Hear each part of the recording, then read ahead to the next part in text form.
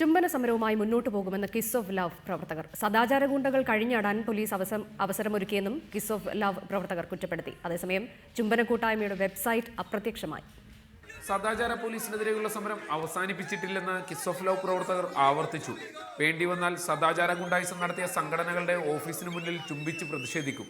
സദാചാര ഗുണ്ടകൾക്ക് അഴിഞ്ഞാടാൻ police അവസരമൊരുക്കുകയായിരുന്നുവെന്നും kiss of love പ്രവർത്തകർ കുറ്റപ്പെടുത്തി. ഞങ്ങൾക്കൊന്നേ പറയാനുള്ളൂ, ഞങ്ങൾ ഇത്തരം ജനാധിപത്യ രീതിയിലുള്ള സമരങ്ങളുമായി മുന്നോട്ട് പോകുകയും ചെയ്യും. ഇത്തരം സമരങ്ങളെ നിങ്ങൾ ആക്രമണത്തിൻ്റെ മാർഗത്തിൽ പ്രതിരോധിക്കാനാണ് ശ്രമമെങ്കിൽ നിങ്ങളുടെയൊക്കെ ഓഫീസിന് മുന്നിൽ വന്ന് നിന്ന് ഞങ്ങൾ ചുംബിക്കാൻ തയ്യാറാണ്. നിങ്ങളൊന്ന് തടഞ്ഞു നോക്കൂ. ഈ സമരവുമായി മുന്നോട്ട് തന്നെ പോകും.